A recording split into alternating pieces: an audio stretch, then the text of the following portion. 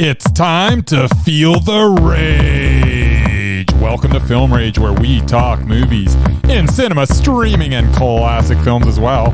Directors and actors beware, as you cannot hide from the rage. My name is Bryce, and I'm part of the Film Rage crew, which also includes Jim. Hey there, Jim. Hey, Bryce. Hey, you're not sounding 100%. Yeah, go to about 60 and we're there. Beggars can't be choosers, I suppose. And I hear Murray is still on hiatus. That's about the long and the short of it. Long and the short of it. Someday he'll be back, and we will welcome with open arms.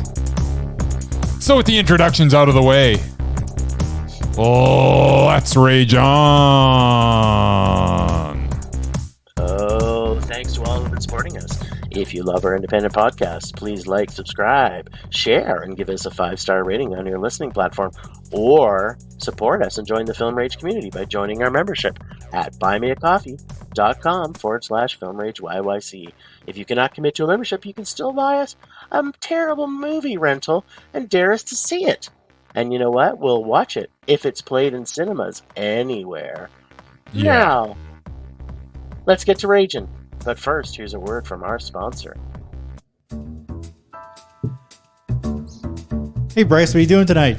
I'm going to my favorite cinema, Canyon Meadows Cinema, to see the best second-run movies at the best price. What? How inexpensive are they? Regular price is $5, $5. Regular price is $5. Makes me hope they also serve pizza. They do, plus a lot of other great food choices. Plus, I'm planning my office Christmas party there. They can host a plethora of options for any get-together. Gaming, movie, drag show. Drag show? Now I know where I'm planning my next party. Hey, maybe you think there's a Liam Neeson or a superhero movie planned? I hope not. But maybe there'll be a great independent documentary. Sure. Call CMC at 403-670-5444 to book a special event or go online at canyonmeadowscinema.ca.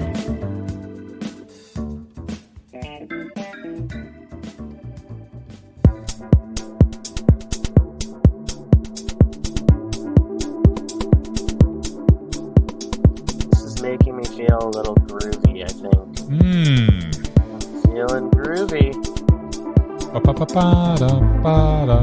Feeling groovy. Feeling groovy. Tell ya. So, yes, one of us went to the movie theater. That was me. This last week. That was me. Not me, because I was sick. Oh, In fact, no. I'm still sick. That is terrible. And I was very excited to see one of these movies. The Steven Spielberg movie? No, not that movie. Another movie. The Fabelmans? Steven Spielberg? No, Oh? not that one. Oh. I was like, probably going to be good because it's Steven Spielberg. But it's not the most exciting thing. Because you know me, any movie about things eating people is kind of my favorite genre. Oh, there's some people eating going on in this one. Oh, baby. Oh, lots Why don't of you it. tell us all about it? So Bones tasty. and all. Bones and all. All right, sir.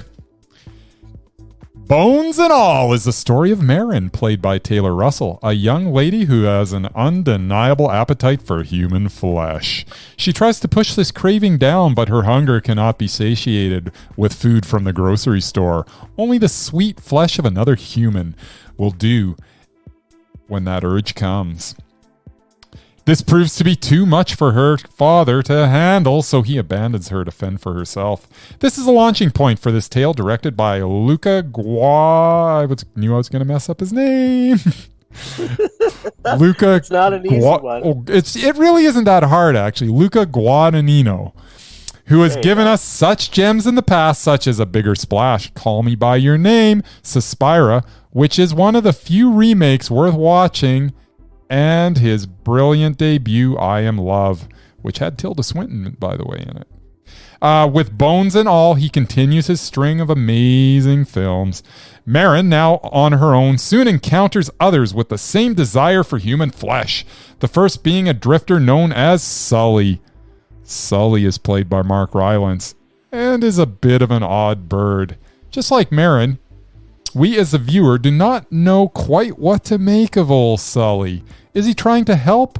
Does he have something else in mind?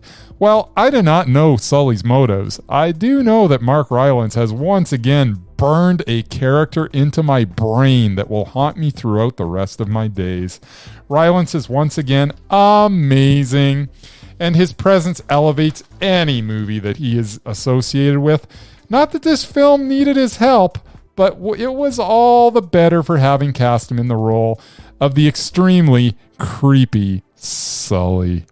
From here, we meet Lee, played by Timothée Chalamet, another cannibal who befriends Marin, and they go on a road trip full of violence and romance. During this trip, we get a welcome Michael Stuhlbarg sighting, playing Jake, who tells them that the ultimate way to satisfy their hunger is to eat bones and all. Stuhlbarg is in this for only a few minutes, but as usual, he utilizes every second of those few minutes to make an impact on the whole project with his amazing presence. The cinematography is beautiful throughout this haunting story, with the music spot on as it always is in the case of the duo of Trent Reznor and Atticus Ross, who are at the helm of the score here. Man, do they just make movies better with their music. They're so good. Yes. Luca Guadagnino. I don't know why I can't say his name. It's not that hard. Luca Guadagnino has created another unforgettable film that will satiate those that are looking for some bloodlust, but will also satisfy those who are looking for an unconventional love story with none of the romantic tropes. Bones and All looks amazing with stunning visuals, has amazing performances, great music, and is perhaps the greatest cannibal love story ever told. Oh, and it's also an atmospheric triumph and a blood-soaked mondo. Oh, how was my boy Timothée Chalamet in it?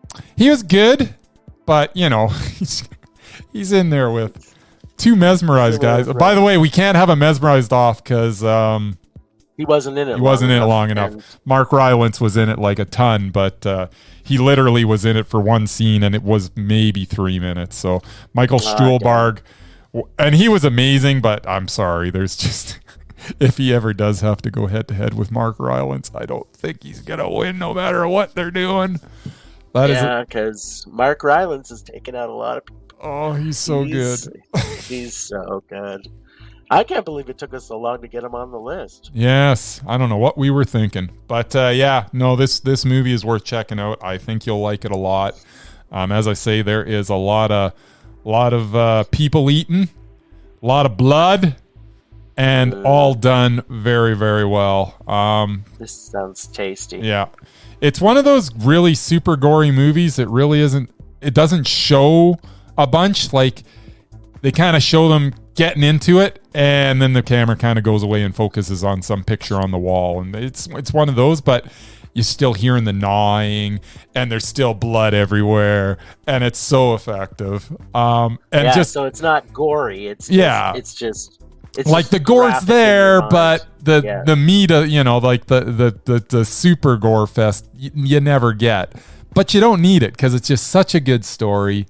And I just watching Mark Rylance, with his face just covered in blood, and when he feeds, he like basically strips down. He's wearing like a tank top and his underwear, and that's it. And he's got blood all the way down in front of his tank top, and it's just so good. God. Man, you gotta watch this movie. You'll love it. Oh, I will definitely see it. Yeah, imagine like his character in this, by the sounds of things, playing in something like, I don't know, The Phantom of the Open. Yeah.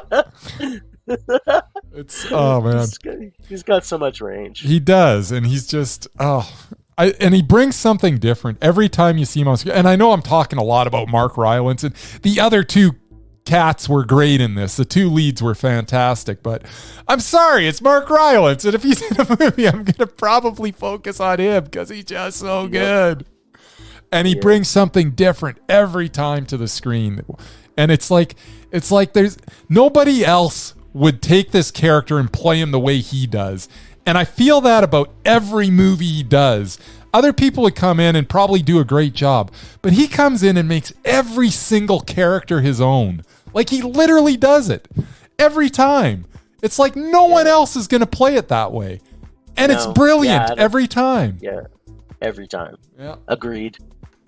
So, yeah. Now about the movie I'm not as excited about, so why don't you tell us about that? Little Steven Spielberg. How can you not be excited about Spielberg? He made Jaws. You love Jaws. I know, but then he everything made after E.T. that E.T.'s great. Is it? I think it is. I love E.T. Have you seen it lately? When was the last time you saw E.T.? You say I need to watch E.T.? I'm having like one of those nostalgia moments where I'm thinking back and maybe. Thinking, did I ever love E.T.? Watch it again, like, oh, that's not the movie I remember. No, Steven Spielberg to me now is just one of those directors that he's just solid, right? It's like I never get excited about his films just because it's just, it's just going to be a Steven Spielberg epic. Yeah, here's the thing though. I like Steven Spielberg when he dials it down, when he's not making the stupid special effects extravaganza, when he makes a movie like this. This is where I think he's really is strong. He doesn't need to spend $1 billion to make a movie. Not that he probably did anyway somehow, but yeah. But he, this was a more intimate story. So let's talk about it. The Fabelmans is the latest project, as mentioned, from Steven Spielberg. It's sort of an origin story of the filmmaker. As it's loosely based on his experiences in his younger days. Initially, this distracted me from the film as I'm sitting there watching it and I'm wondering, how accurate is that scene, or did that really happen? But soon I was able to immerse myself in the story that Spielberg was telling me. It is a story of conflict and marriage and parenting and siblings and life-changing choices and desire and power and what sacrifices have to be made for happiness, and the fact that, not making those sacrifices can lead to, unhappiness and adultery and bullying. And, well, he has a lot to say, and he kind of crams it all into about 2.5 hours. And yet, it didn't feel crammed. I mean, he was saying a lot. But you know what? Kudos to Spielberg. He's such a good filmmaker that even though there is so much in this, it didn't feel overwhelming. As, touching upon all that, you'd think it would be a little overwhelming. The characters were all well defined, and this was a very well made film with good performances and some powerful scenes. Judd Hirsch. Nice to see Judd Hirsch just doing something. Wow. Judd Hirsch shines as Uncle Boris. Michelle Williams and Paul Dano are excellent as Mitzi and Bert, which are Sammy's parents. Sammy is played by Gabriel LaBelle, which is sort of the young Spielberg. He doesn't, his name's not associated with any of it, but we all, it's been covered enough that we know that this is a very personal story and that a lot of this actually is based in some reality. Even Seth Rogen was all right as Benny. He was okay. Who knew he could be okay? Sometimes he's actually great, but he was all right. Funny. Yeah. It also has a fantastic scene at the end with David Lynch playing one of Spielberg's idols, director John Ford. Oh my God. Just watch the whole movie so you can get to this scene. This is one of my favorite, 3 minutes in cinema history. This alone almost made this a Mondo. Oh my God. David Lynch as John Ford. Wow. Is something to behold. It is so good. It is so good. Too. Scene was worth the price of admission alone.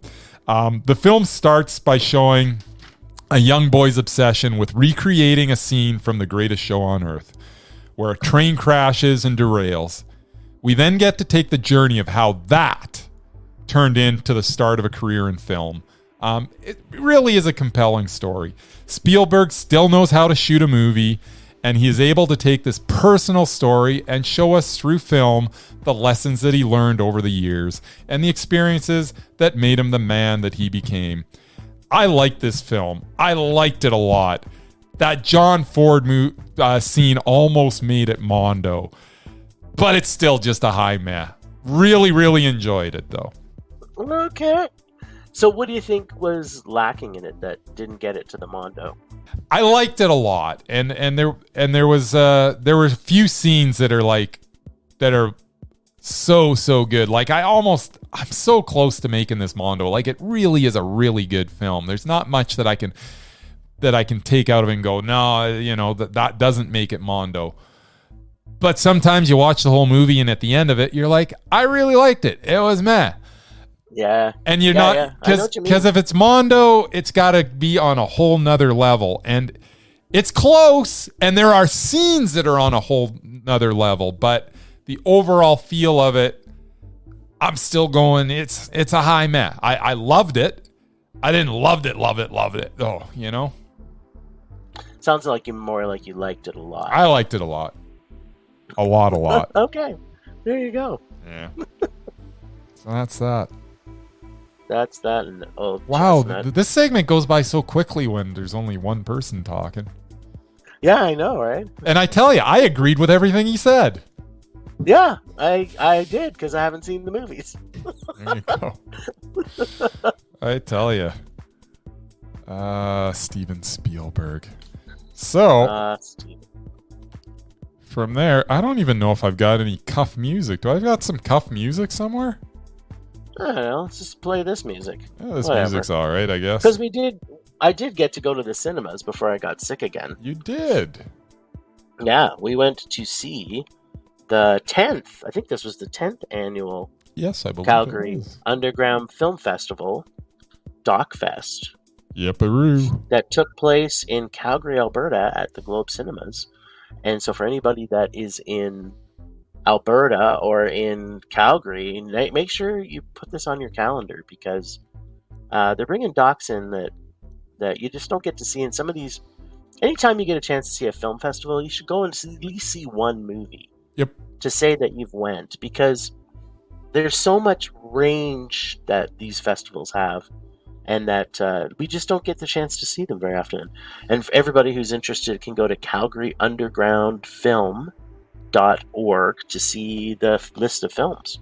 So I think maybe what made me sick was that I went to the movie theaters almost every day, and I almost saw everything. Yeah, you went more than me.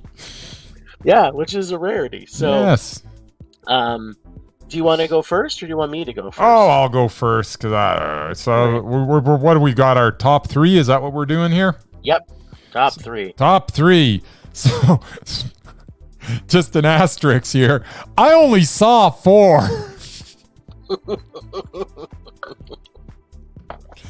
Nice. And one of them was dreadful. I hate to say it. Well, you won't tell anybody what that is. No. Yep, because it's not going to make my top 3 either. No. Anyways, but the other 3 docs I saw that were all quite enjoyable. I'm going to rank them as I always do. My third favorite was King on Screen, which was just a look at those that have adapted the books of Stephen King over the years into TV and movies, and it was kind of bookended, kind of weird, in a way that maybe didn't need to be done, but the interviews were interesting, and I enjoyed it a lot. Nice. Number 2. So, yes. Wait, was it a Mondo or a meh? King on Screen was a meh. All right. Number 2, Mike Mignola, Drawing Monsters. Creator of Hellboy is profiled. What more do you need to know? We went through all his trials and tribulations to get to where he got, and the fact that he kind of stuck to his guns and did what he wanted to do, and nobody was going to tell him any different. Really good. I'm going to say Mondo. I learned a lot in this doc, which is always, the thing you're looking for when you're going to a documentary. You want to come out of it a little smarter than when you went in, and I think I did, which is kind of scary because I'm pretty freaking brilliant to begin with. It goes without saying. Yes. And number 1 is Lynch Oz, which you didn't make it to, I don't think. No, I did not. Oh, I'm sad. So yeah, I love this doc. It was so good. It's such a weird, well, it's not a weird concept, but basically the whole documentary is about the influence of the Wizard of Oz on David Lynch's career. That is their premise. That is what they're going with, and they went with it. And I think they interviewed 6 different filmmakers. And they all kind of had their, it was almost like they all did kind of a video essay on why they thought there was this connection and what they saw in it and where they saw the connections. And it was just really interesting. Amazingly enough, of the 6, the John Waters segment was the worst of them. And when I say worst, it wasn't bad. It was very, very good. But it was actually the weakest link of these 6. But whole movie was great, really worth watching. And once again, I came out of it knowing a few things I didn't know before. So I really enjoyed it, and it was super entertaining too. Well, and as a huge David Lynch fan, I'm sure you were just Lynch-gasming the whole time. I got so much Lynch, I didn't know I was going to get David Lynch in the Fabelmans, and then all of a sudden he pops up at the end. I'm like, oh my God, this is so good. That scene, I still can't, you know what? Screw it. Fabelmans is Mondo. Okay, there you go. You heard it here first, folks. Bryce changed the rating. That doesn't happen very often. I can't stop it. That scene was so good. And you know what? You're right. You sat there and asked me the question, what didn't make it Mondo? And I'm like, I don't know. Because the whole movie was really good. Like, fantastic. There you go. I mean, we know there's different levels of Mondo. There right? is. Like, it wouldn't, yeah. There is. Because you can say, oh, this is my favorite. Well, this was also an amazing movie, but it wasn't quite my favorite. It's, yeah, well, good. Thank you, David Lynch, for finally doing something right, in my opinion. Whatever. You do no wrong. I still can't believe you didn't like that short that he did where he interviews the monkey. This is probably one of the most awful things I've seen. So good. And I've seen a lot of awful things. So, love it. Well, here's my top 3. Yes. And I actually... And you saw like probably twice as many movies as I did, so... Yeah, yours is probably a more accurate top 3. Because some of the films that played I also previewed, but I didn't actually rewatch them in cinemas because I'd already seen them. So I had some breaks in there. But my number 1 film actually is one that you didn't get to see, which was The Color of Ink. This film is a beautiful journey through music, art, color, and a mad scientist intent on showing us how to find color and fascination in everything around us. This was funny, heartwarming, and an amazing film to experience. I absolutely loved this. As I was watching it, it was just like every single thing about it. And, you know, we had the director was there, so we got a Q&A with them as well. And it's a beautiful film, and it's an NFB film, so people should be able to pick it up pretty easy in Canada and outside of Canada. I would not doubt that this may not get mentioned for an Oscar, but for sure. This played Saturday afternoon, did it?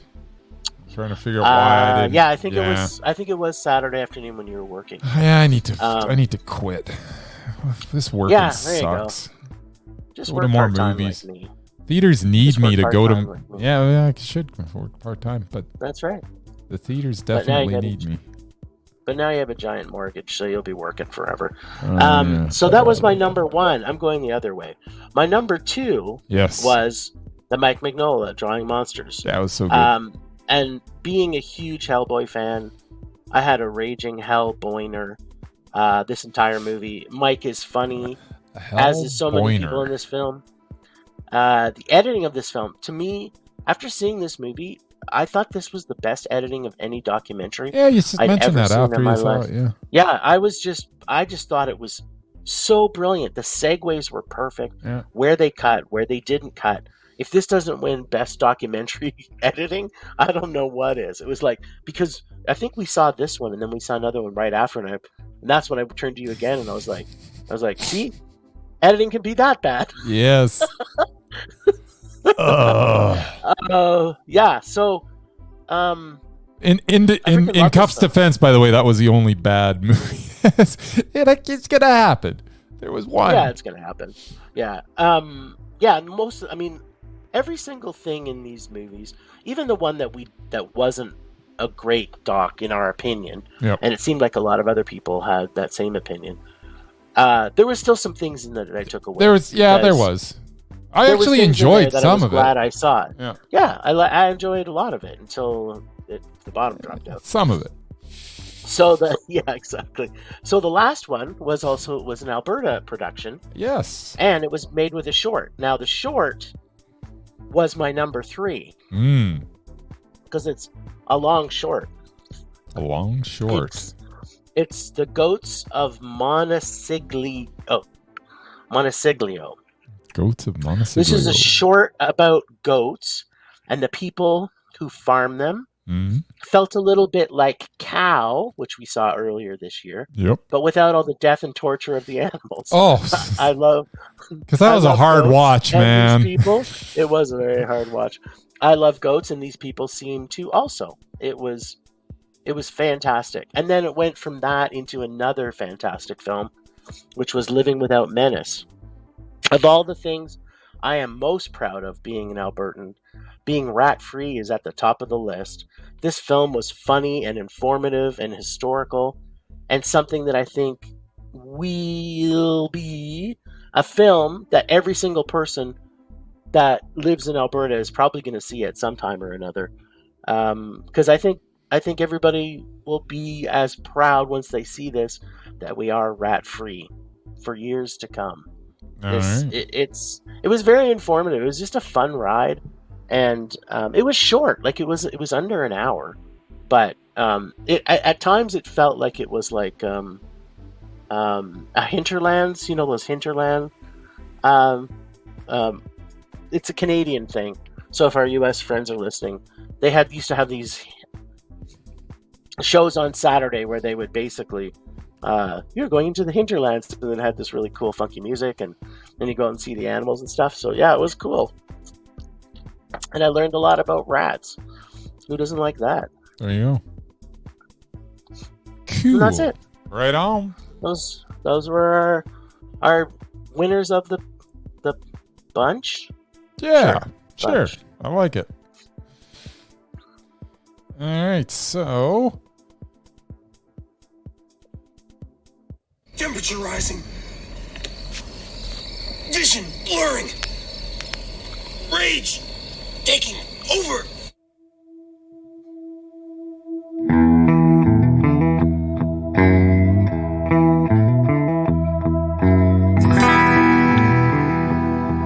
Oh,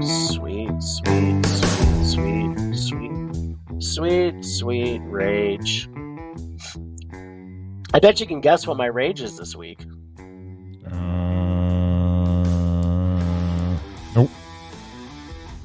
I didn't get to see the 2 movies you got to see. Oh. I didn't get to see people eating people on the big screen, which is my favorite thing to see on the big screen. Is something sad. Eating people. That's so sad. sad. Fill in the break of something with anything, and that's what I want to see. Eating people. People eating people. People eating people. Things eating people. Just people getting devoured. People getting devoured. It's my favorite thing to watch, and I got to miss it. So hopefully I'll be well enough to go see it. Yeah. All right. That's my rage. Can't argue with that. I'd be mad about that too.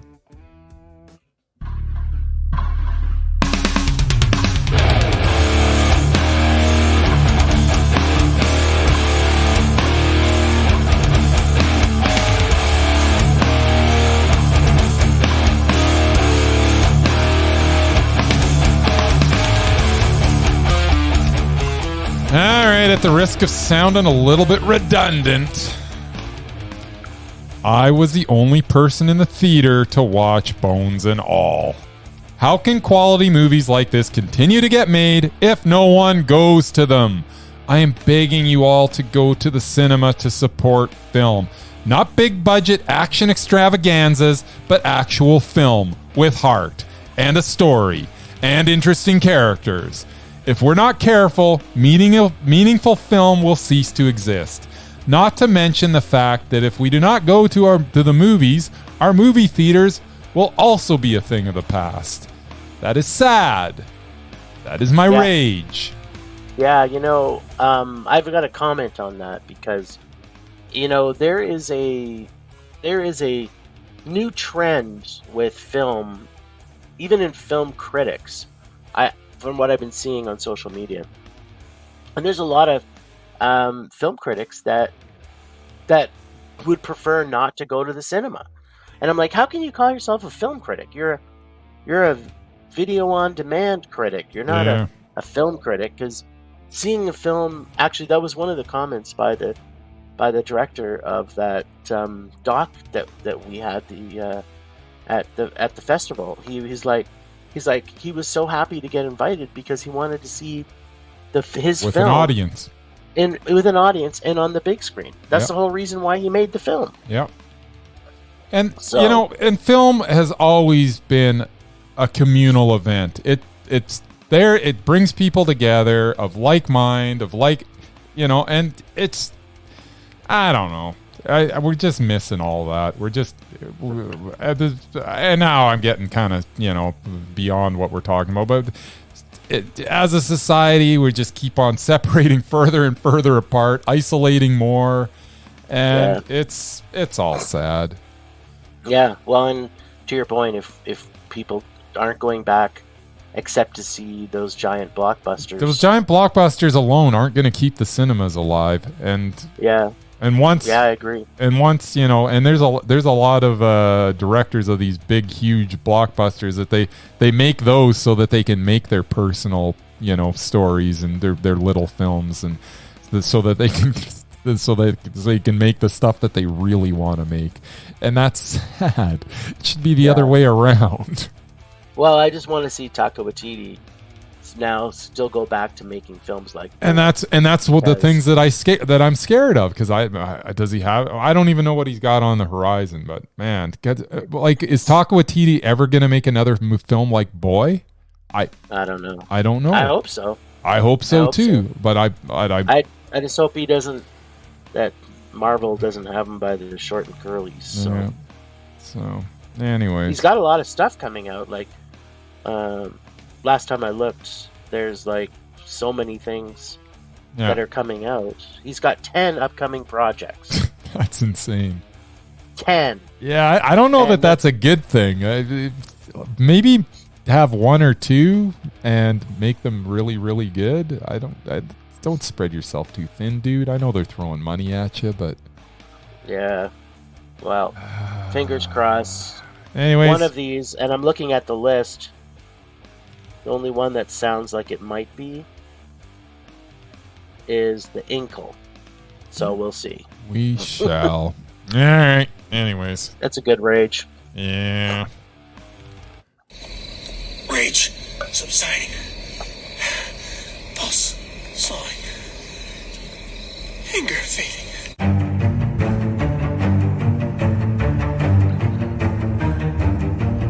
All right. I'm playing the music. I don't know if we got anything. Yeah, it's always fun to listen to it. It's just another reason to talk about Mark Rylance. Yes. Never miss an opportunity to talk about Mark. He just makes me so happy when he's on the screen. Whether he's being like the most despicable human being on earth or the greatest human being on earth, it's like it doesn't matter. He's just awesome no matter what he's doing. He's so good. And sometimes you don't even recognize him. Like in that one he did, the one where the world was ending one, and he was that what the hell was it? Yeah, Don't Look Up. Yeah, and Don't Look Up. Like at first I didn't even know it was him until it started going in. I was like, oh my god, that's Mark Rylance. I hated that movie, but I was in absolute bliss every single second he was on screen, and then he wasn't on screen, and I was back at hating things. But I know you liked the movie a lot better than I did. Yeah, I did, and Murray even loved it. So there you go. That made there is a big mixed bag there. Yes, but Mark Rylance was fantastic. We may sit off the lists until the new year, just with everything that's going to be happening over the holiday season. So if anybody's listening and they want us to take a look at our Mesmerized list and give us a challenge while we're over Christmas. Challenge, yo. All right. So that's it for the lists. That's it. Well, I didn't see anything. You didn't nothing. As I said, the only thing that we could have, Spielberg? The only thing we could have talked Spielberg. Spielberg. What is he? I don't know. Maybe. Yeah, why not? Because all of a sudden he's got a Mondo that was a mess. That's right, and, it turned I into haven't a Mondo. rated it. There you go. And I haven't rated it, so yeah. I mean. Oh yeah, let's quickly talk about Spielberg. Why not? Okay. What else are we gonna do? Yeah, why not? Yeah, we got time. If you got time, I got time. Yeah, it's all I got is time. And the first two I haven't seen, so he may get on the list because I haven't seen two of his movies. All right. And I can guarantee one of them is probably going to be a rage. So I can't. I'm never going to see it unless I'm dared to see it. I can't remember. What did I rate it? Because I saw it. You gave it a meh. Okay. So then he's in business here. Okay, let's start from the top. So yes. Fabelmans, Mondo. Fabelmans. Yep. West Side Story. Meh. And then Ready Player One, which was a meh. So that was quick. That was short. That was quick. And then he did The Post, which I think you also gave a meh. So maybe he's the most. Maybe he's now the most meh director. Most meh. Maybe. So then before that he did Bridge of Spies, which was meh. Oh, Bridge of Spies was Mondo. Okay, well I thought it was meh. They did Lincoln, which was Mondo. Warhorse. Mondo. Yeah. Here's going to be a crusher. Indiana Jones and the Kingdom of the Crystal Skull. Rage. It's so terrible.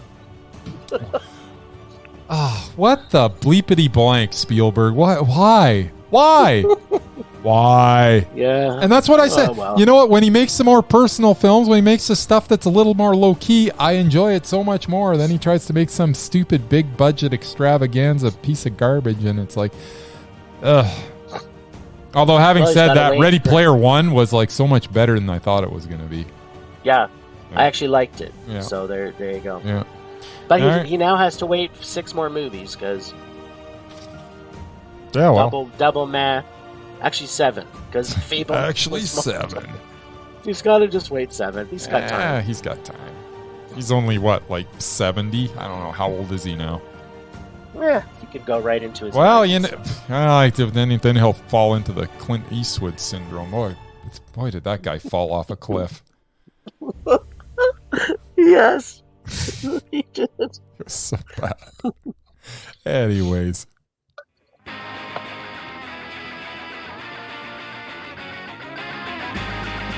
Howdy, I'm Casey, the host of the Nerdy Photographer Podcast. Are you curious about photography? Perhaps you run a creative-minded business? Then you'll want to tune into the Nerdy Photographer Podcast. Episodes feature stimulating interviews and discussions as well as a little bit of totally useless information. All set inside the frame of a science fiction comic book adventure. Yes, you heard that correctly. When I'm not providing entertaining and informative photography and business-related content, I'm going on adventures with the crew of the Starship Fibonacci. There's a sentient sullen spaceship, a sassy robot lady, a furball, and an android who does impressions. They're my #NerdyPhoto crew. So what are you waiting for? Adventure awaits. Head over to nerdyphotographer.com or find the Nerdy Photographer Podcast wherever you get your podcasts.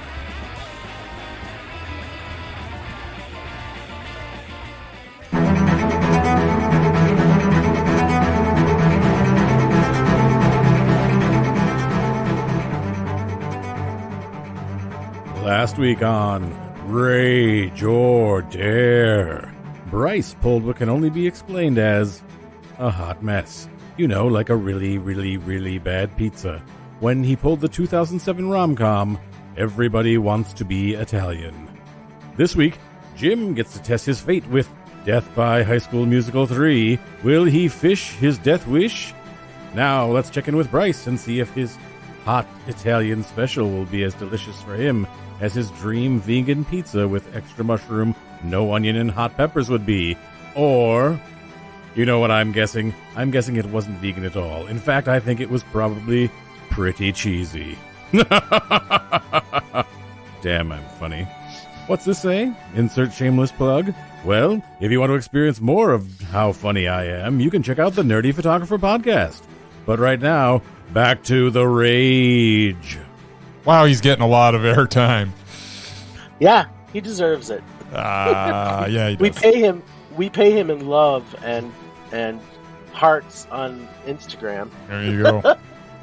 Instagram hearts. I don't even know what that means. Is that a thing? He does. He gets enough love from me. All and right. we're gonna, before you jump into this Italian masterpiece, Uh-huh. we're gonna get more Casey than they can stand because he's gonna be on our upcoming Krampus episode. So everybody stay tuned for that because, you know, our Krampus episode is always our best of the year. Always. Yeah, it's usually all right. It's going to be better now that Casey's here. No pressure. All right, All so right, back to Rage or Dare. Everybody Wants to Be Italian takes an unlikable lead actor and teams him with an unlikable lead actress and puts them in situations where the choices they make have no grounds in reality. Jake loves Isabel. Sorry. Jake loves Isabella. But she is married. She is married to Mario. Jake continues to harass Isabella to the point that in real life, the police would get involved. But in this alternate universe, she leaves her husband to be with Jake, who is still dating a woman named Marissa, who has fallen for Jake for what reason no one knows. Oh, and by the way, Jake and Marissa are Polish and Spanish, but are pretending to be Italian. For what reason no one knows. Oh, and Penny Marshall is in this as well. Yeah, that's right. For what reason no one knows. The stereotypes are piled one on top of the other, as well as the sexist behavior which is unsuccessfully played for laughs that never come. Every attempted humor falls on its face. There is no one to root for or even find vaguely sympathetic. It is supposed to be a romantic comedy, yet it is devoid of romance, and there is not one funny line in the entire movie. As I watch this, occasionally I would ask myself the question, how could this be any worse? And every time the answer was that it couldn't be any worse. From the dialogue to the acting to the stereotypes to the sexism to the unlikable characters, this really could not be any worse. This was a dreadful 105 minutes. It was also a rage. Oh my frickin' God, this was bad. It was...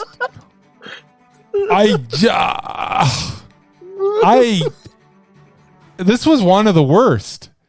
Like, it kept on going on and on and on, and nothing was funny.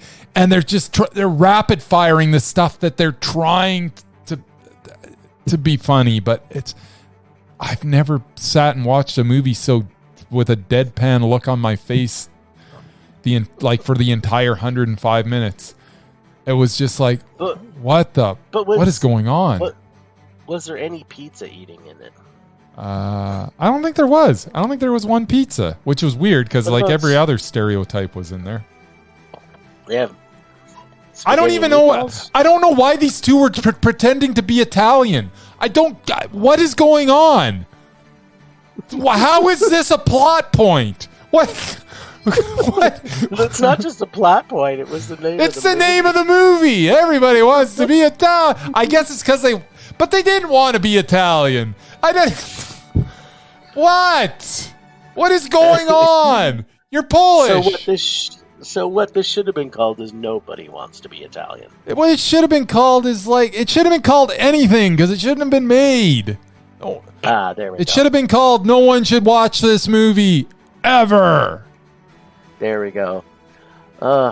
If I wasn't so sick, I'd be in so much joy. Anyways, it was poopy. Nice. All right. So I don't even know what happens next. So he said, "Are you plucking from my bag? Is that's what happened? That's what I thought I heard Casey say. Yeah, that's kind of exciting. Yeah. Once again, you're gonna have to trust me. Although look, I'm reaching in. I got nothing. I got nothing in my hand. No tape. Yep, I trust you. I'm serious. I'm gonna shake it around so we know that I don't have I didn't go in before and put the cherry on top. And we are just going to. And there is some cherries in there. I know. Oh, this piece of paper doesn't feel long enough to say High School Musical on it. But here we go. Oh, Is it a musical? I hope I wrote really small. It is a musical. I hope you can. I think you can find it. It's called The Apple, and it's from 1980. The Apple. The Apple. I've never from 1980 in my life heard of The Apple. It's called The Apple. It's from Have 1980. You seen it? I have. You seen it? I've seen part of it. I did not see the whole thing. I was somewhere where someone was watching it, and I watched it for a few minutes, and I could not watch it anymore. Now, having said that was when I was 15, 16, so, It's saying that there's a possibility that I will be able to see it on Tubi. Excellent. So, stay tuned for that juicy nugget of apple. That tasty apple nugget. Yes. I forgot that was even in there, but as soon as I pulled it, I was like, oh, good. You know what? It's not High School Musical 3, but why not? This is still almost as good. I'll take it. Well, I seem to pick a lot of musicals. That's just a thing. I wonder why that is. Because I hate them. Almost every single one. I can't contain myself anymore. Yeah, go ahead. I could probably list 10 musicals that I've seen in my lifetime that I thought were good. Really? 10. Well, that's how many musicals have you seen, though? The Wizard of Oz in there. The Wizard of Oz is. Yeah. I see a lot of movies. I'll see it even though it's a musical. But you haven't seen the best musical of last year. Yeah, Cyrano? Yeah. I don't want to see it. I know you don't. It's fantastic. Because I don't like the story of Cyrano. But it's Peter Dinklage doing Cyrano. He takes it to a whole nother level, and he sings even better. Well, I do love Peter. And I will say it one more time. The scene at the end of this movie where they're at war, towards the end, it's not the very end, where they're at war and there's a sacrifice that's made and a song is sung. It is the most amazing. It blew me away. It almost brought me to tears, and I don't get brought to tears, and I didn't get brought to tears, but I was close. And it is so good and so well done. There is, we can still hear you. We still totally heard you hack and cough there. You might as well do it into the mic. There we go. So, sickness. Anyways, Cyrano. Some days. I don't want to put it in the Rage or Dare because I guarantee you're going to like it. You're going to hate it for a while, and then it's going to grow on you, and you're going to go, that was really good. It takes a lot for me to see a musical and understand why there's actually singing. Yes. Because I never understand why they need to sing. If one of the songs they need to sing so they could do that frickin' scene when they're at war. That's why they needed to sing, because that is amazing. In any musical, I just don't understand. I know. I mean, The Hills Are Alive with the Sound of Music makes sense. She's in the hills, singing about the sound of music. Yes, makes sense. Makes perfect sense. But most movies, they're just like, I don't know. I'm walking into a shop and I'm eating a donut, and then like they're telling you the story of what's happening, but they're singing it, But so they're it makes no singing it. sense. So it's a little different. It's dumb. So I like It's it. dumb. Actually, I don't No. like. There's not too many that I like either, but I like a Okay, few. good. I think I Well. like more than you do. Apparently. Apparently, Yes. thinking 10. I might have to go through a list of all. The That sounds musicals like a that I lot. Because I'm not sure that I like 10. like. Well, Anna and the Apocalypse, Oh yeah, I guess. Yeah, I guess if you. Yeah, right? You got yeah, it, and that's a musical. It so, is. It is. The Wizard of Oz. Yeah, it's a that's classic. 2. Yeah. Well, Sound of Music. Yeah. Well, That's 3. great movie. There's 3 there. I haven't even. I mean, you're not even Tommy. trying. So yeah, okay. Tommy, Ken Russell's music, like Tommy, Yeah. 100%, fantastic. Listomania. There you go. That's 5 right there. Maybe that's it. Maybe there's only 5. That's 5 off the top of your head. So maybe there's 30. That's right. Anyways, we're just rambling on. Yeah. Oh, thanks, Ragers, for listening. Thanks to Extended Film Rage family, who you can find in our show notes. Thanks to Casey from The Nerdy Photographer for the voice of Rager there. Find us on social media everywhere at Film Rage YYC. Check out everything Film Rage at filmrageyyc.com, including our merch site for Redbubble and TeePublic. We're always wanting to make this a raging blast for all listeners, so please comment, like, and subscribe, and send us an email to filmragecalgary@gmail.com. Dare us to see a terrible movie to fuel our rage, but no matter what you do, my voice is going to give out. Please make us rage. That's it for this week. Rage on. Rage on.